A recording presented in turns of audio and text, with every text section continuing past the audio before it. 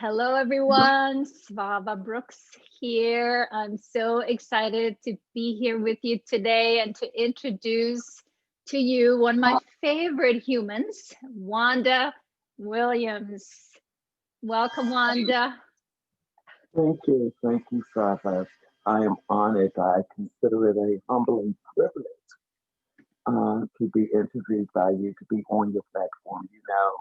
I think the world of you and the work that you do is just amazing.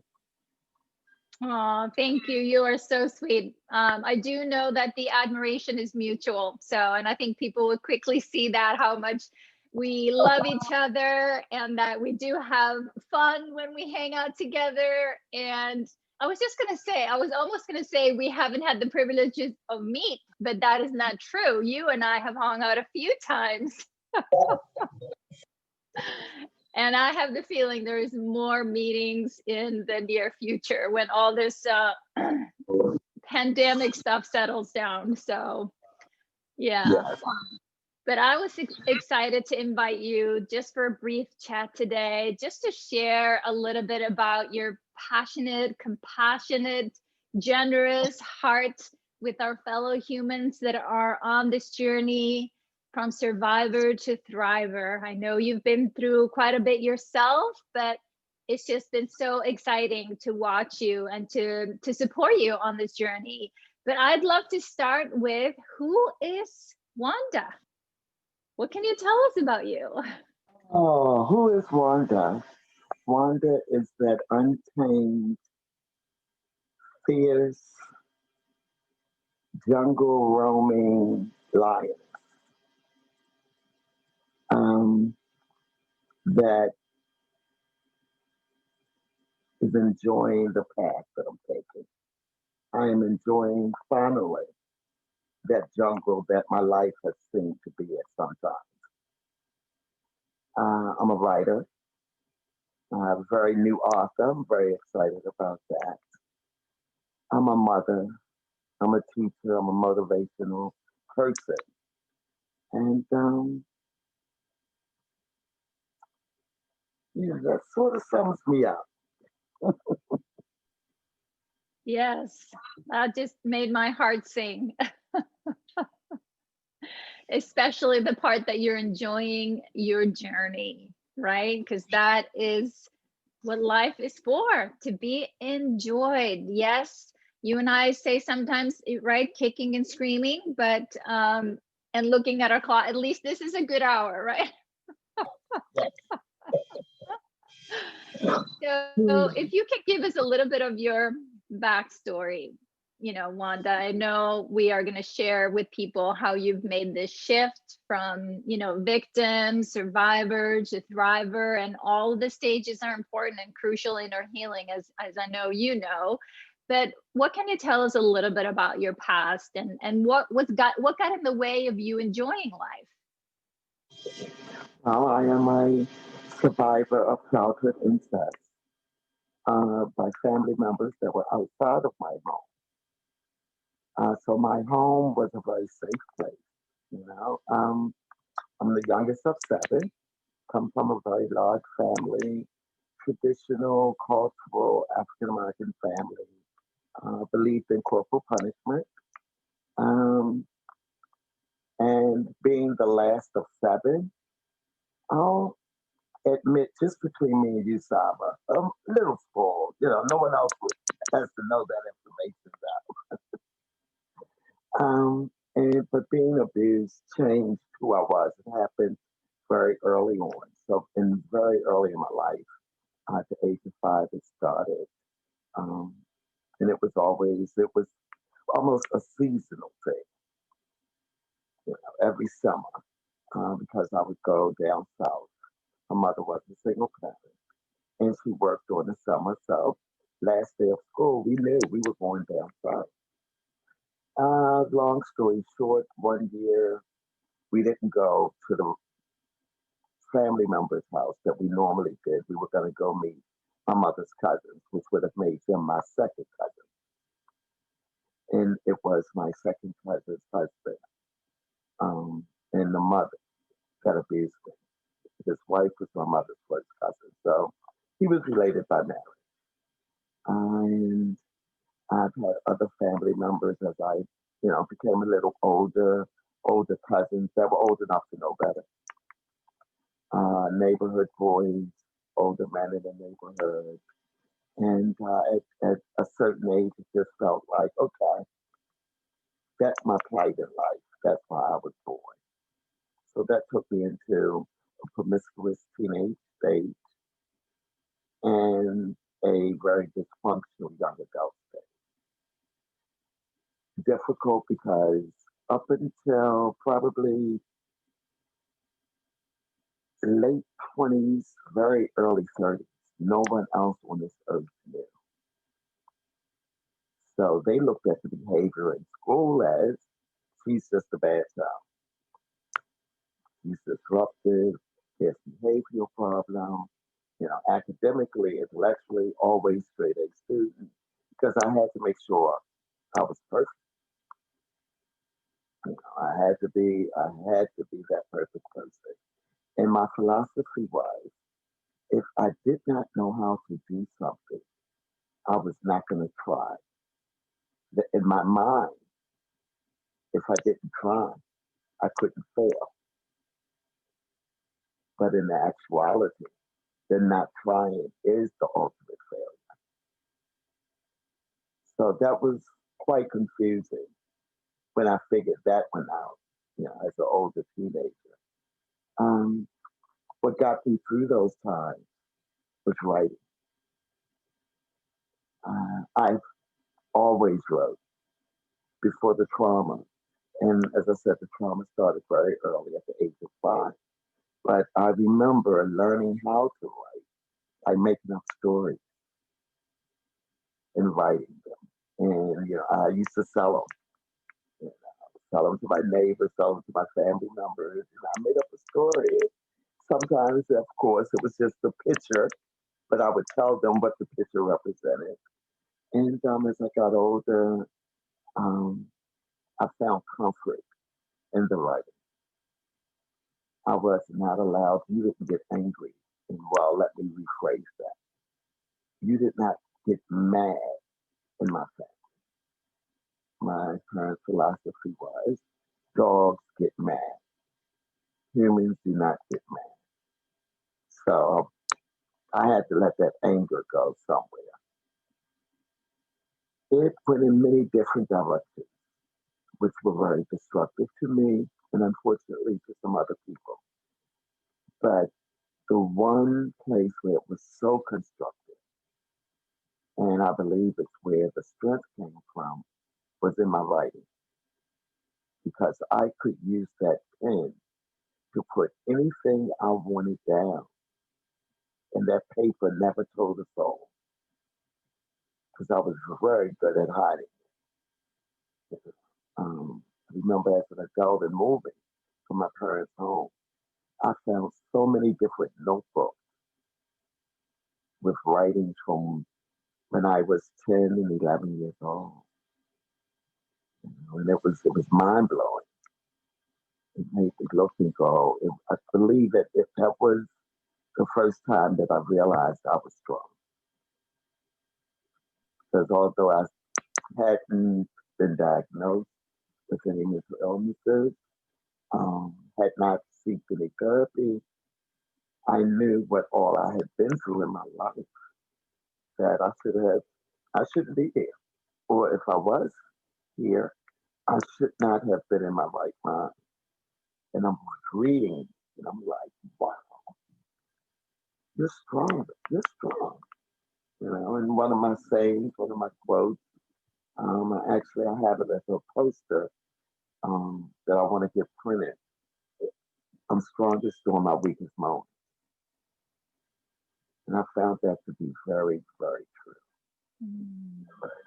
So I would say my initial strength as a victim was my right. Mm.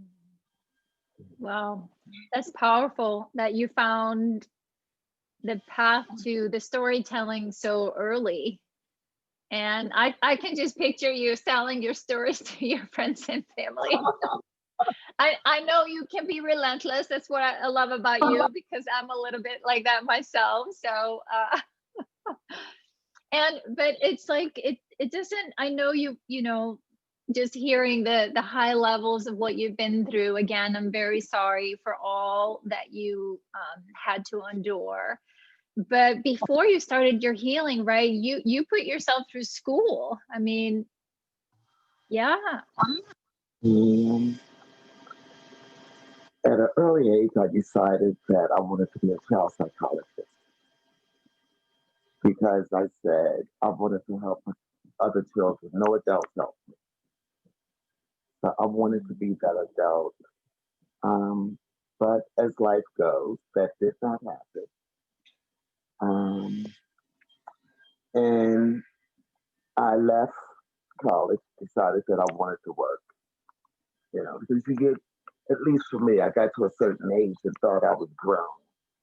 When in actuality, I was just a legal adult. Big difference. Huge Yes. difference.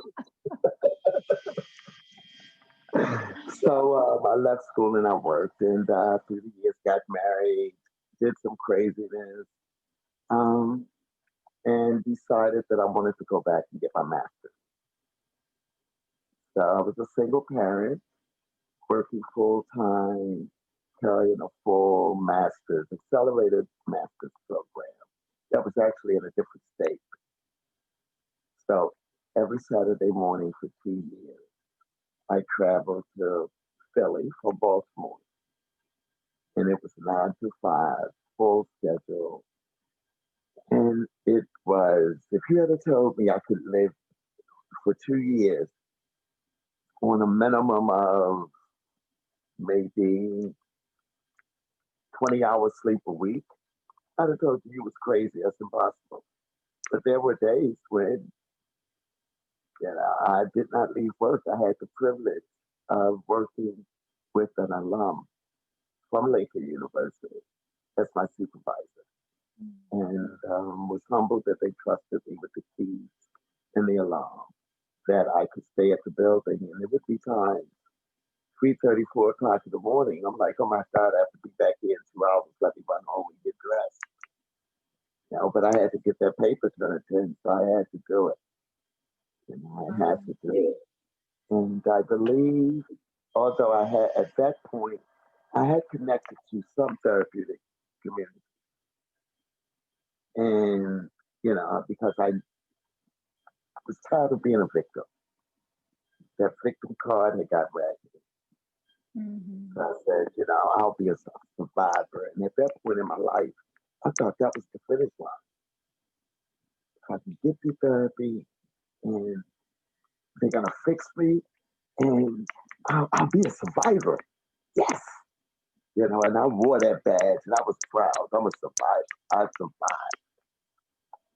But life was still crazy. Things were still going on.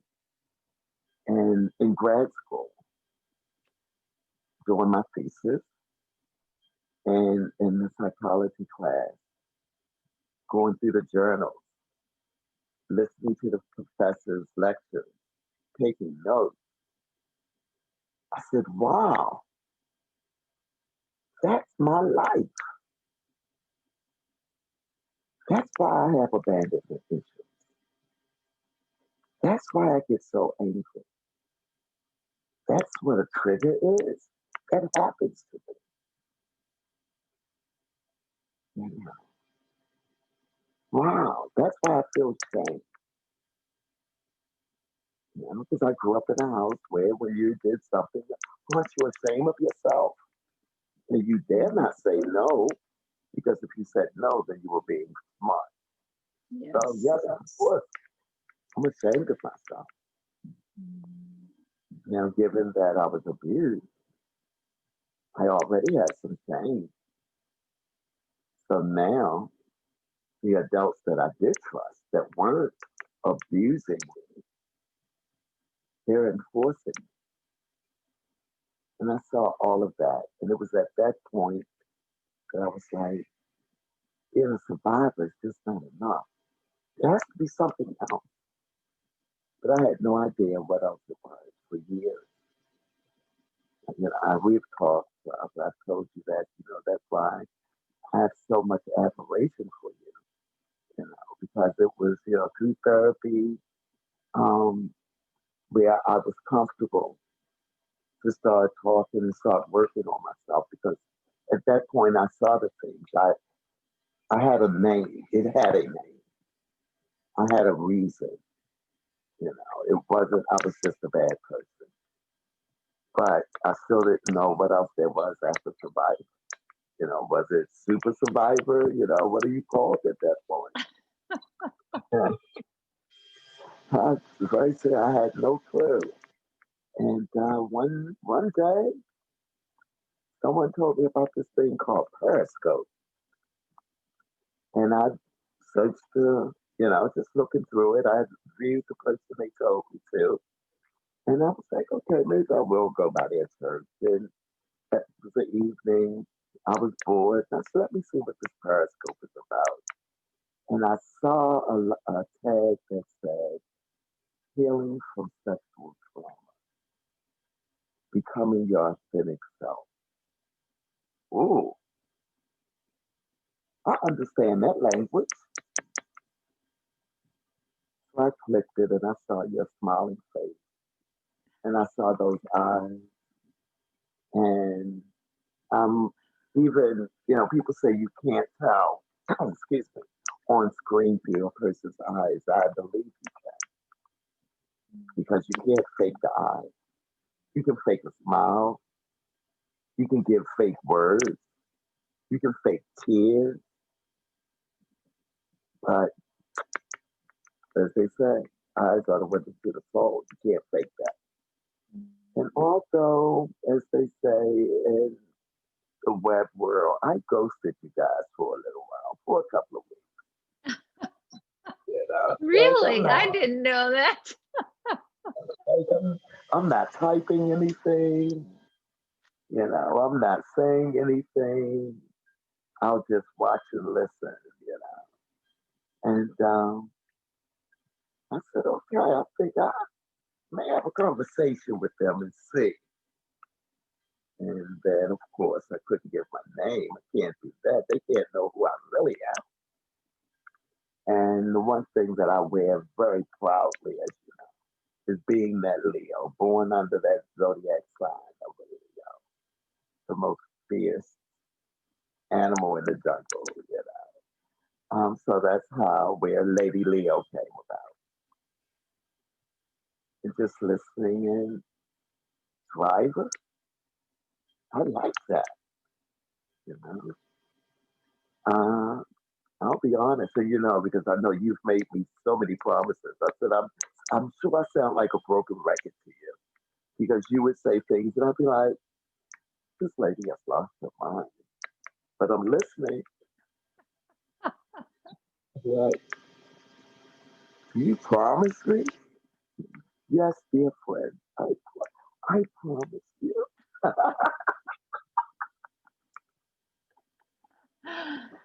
Yes. Oh, throughout those almost 3 years now that I've followed you.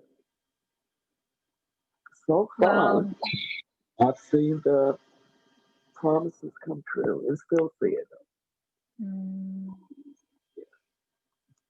I love hearing that, Wanda. I'd forgotten how long ago and that you were kind of watching before you joined the conversation, but it's been just so much fun to have you, as part of our tribe and our regular in our hangouts online. And yes, to watch you make that shift. So tell the people listening, right? Anyone who may be in the space that you were 3 years ago, or once you realize that, and I just want to say I can relate so much to what you're saying, because I always say it wasn't until I started going to group that I realized the impact of the trauma. Like, you went to school, and once that's when you actually learned about the impact of it, right? It said we have no idea really.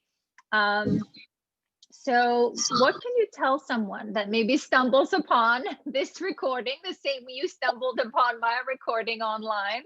I mean, that's the blessing here on the internet. What could you tell them about healing? First and foremost, one of my favorite quotes of yours. It is hard work. That is the truest statement I've ever heard. Um, I use it as a mantra to keep going. Mm. Uh, because the fact that I'm doing it for the heart is motivation. I would say to them that yes, it is hard. It's ugly. It's unfair. It's not right. You didn't do anything wrong. You are not guilty. But yes, you do have the life sentence. And the life sentence is healing. The beginning of that healing, as I said, it's not pretty. It is the monster under the bed. It's the boogeyman in the closet. You know, it's all of those things. All of those feelings you feel. Yeah, those are it. That's it. That's healing. And I would not take back 1 second of my healing journey, which actually has been in total close to 30 years from the first time that I said to anyone or saw a therapist. You know, granted, there were breaks in that 30-year period, but I wouldn't change a thing. I wouldn't change one night of crying all night. I wouldn't change one moment of not being able to look at myself in the mirror. Um, because if I had not gone through all of that, if I had not did the hard stuff, then I wouldn't be reaping the benefits of learning how to love myself, of being happy. I realized, I think maybe 2 weeks ago, I think I shared it in the group I think I shared it as a post. Just real simple. Wow, I'm actually happy, you know? And said, you know, some people may find that strange. Like, you've been happy before. No, I've faked happiness for many years, Mm. you know. But the happy I'm talking about is it's beyond smiling. It's an energy. Yeah, Yes. it's an energy. Yes. Um, and it pushes me.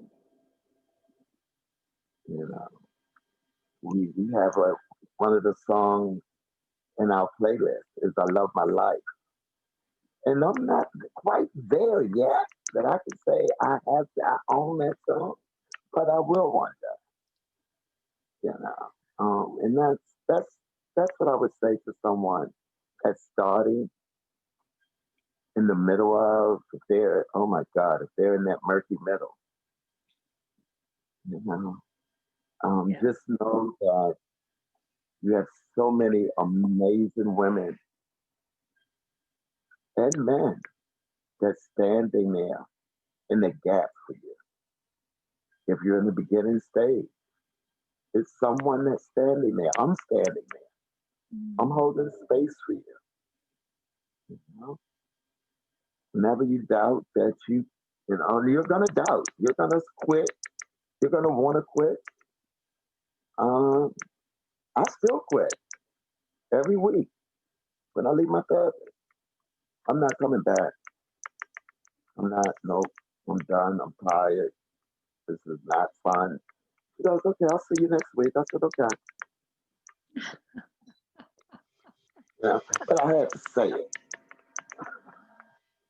Yes. So, yeah, that would be. I don't want to say advice. I don't like giving advice, especially to survivors.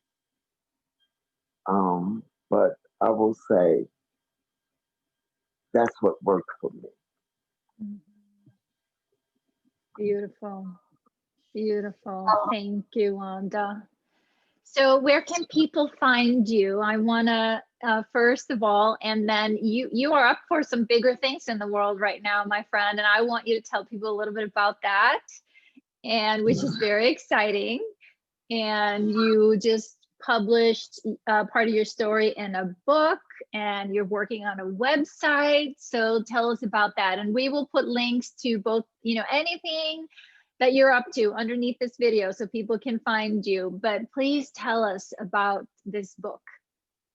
Okay, well, the book was actually a vision of an amazing driver, uh, Tracy Osborne. And she collaborated with 13 other women, other survivors. So it's 14 of us all together to do an analogy. Um, and we each have a chapter. The title of the book is Becoming Her. Mm, beautiful. And it is on Amazon at this time. You can get it in an ebook or paperback. Holidays are coming up, so There you go. There you plug go. out there. So yes, but that's my first published piece, and I am so excited. I'm proud. I'm proud of that, and the fact that I can say publicly that I am proud of myself is huge for me. Mm, So um, I can be found as it relates to social media. I'm currently have a public Facebook page. The Lion is Dead, and it is okay. a public page. You can just type in on Facebook, The Lion is Dead, and that's where you'll find me.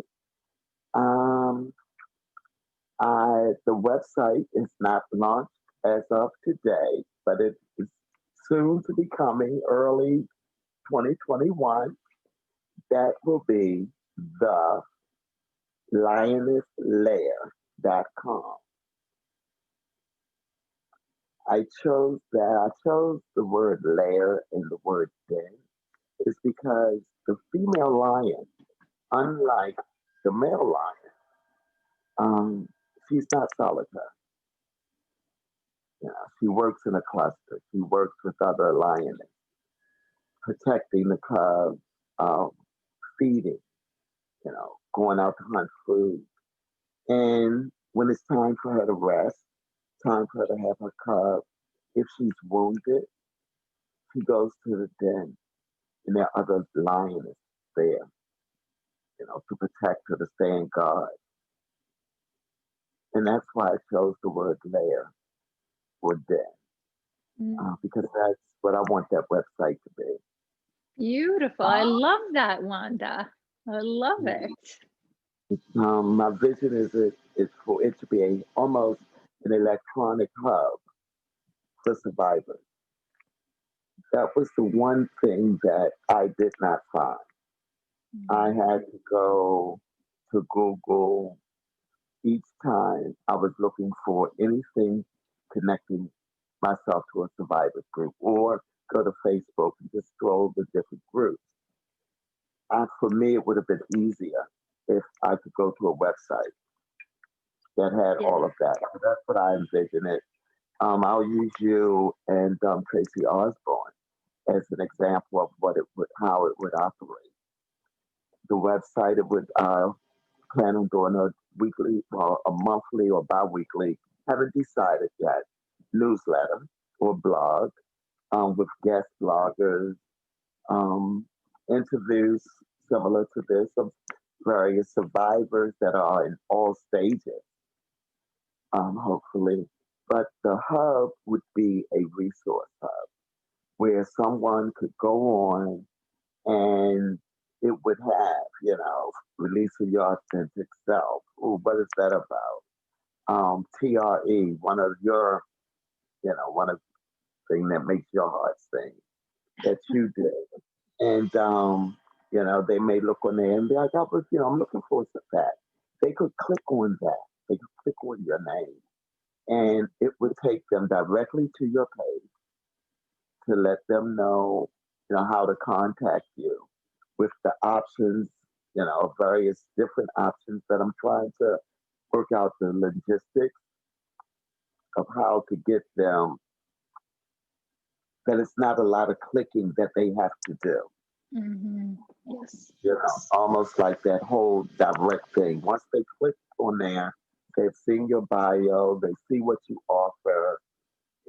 For some clinicians, some coaches, life coaches, they offer free consultation. It'll be up to the coaches and clinicians if they want to put that link, connect that to my website.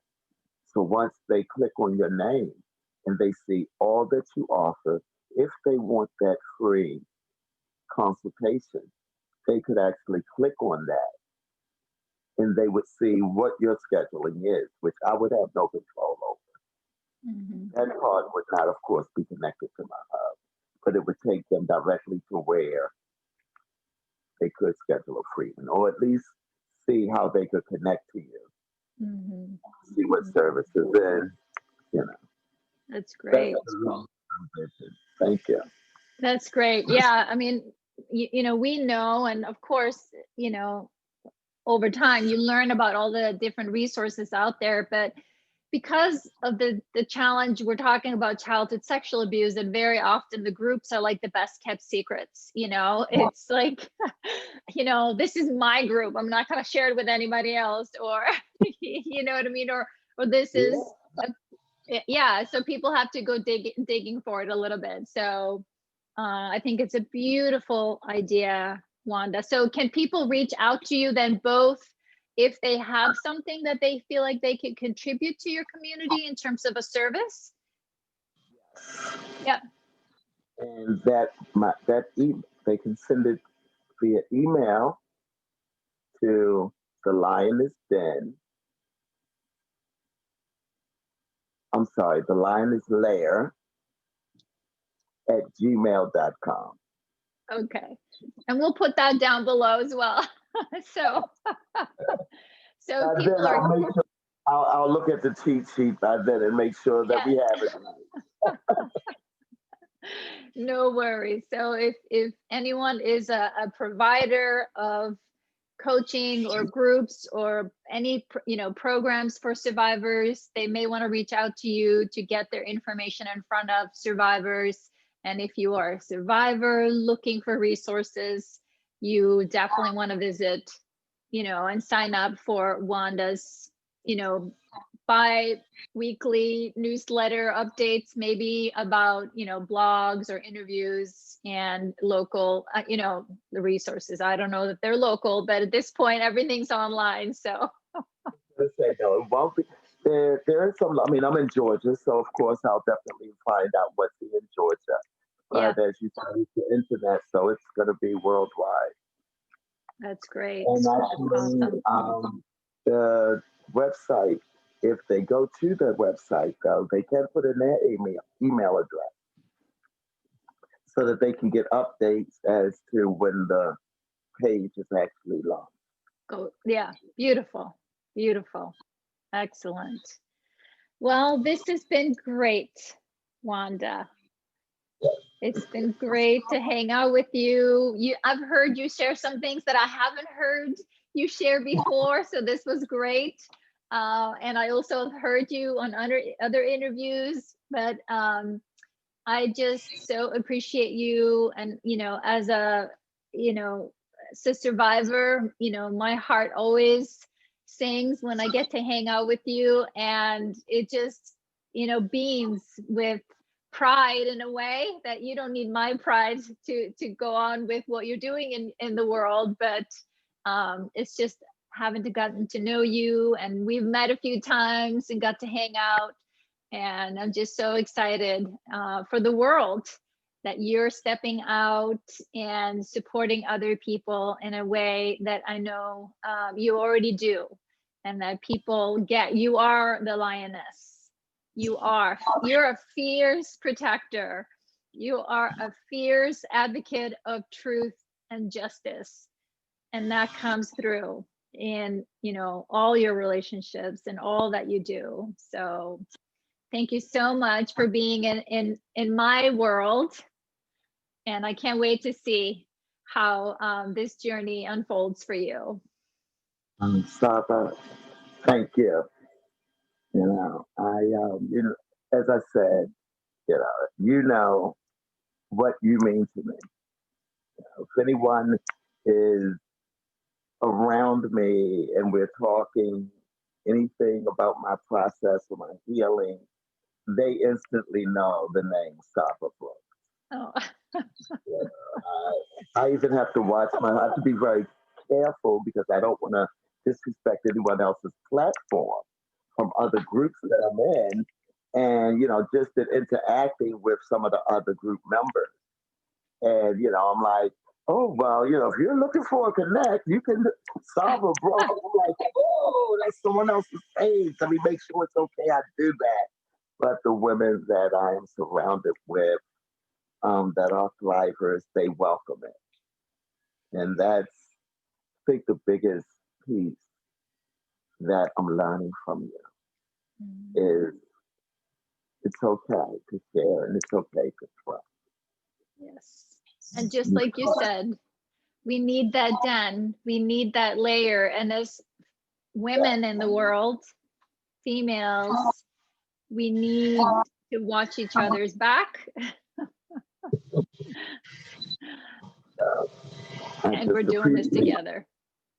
Appreciate you. I appreciate you trusting me to even interview me on your platform. I'm humble. I'm truly humble. Thank you. You're very, very welcome, Wanda. Well, with that, we're going to say thank you. We will put all the links below so you will find and can find Wanda. And who knows, in a few years, we'll catch up again and see what has happened since your, you know, our chat here today. So thank you for your time today, Wanda. Thank you.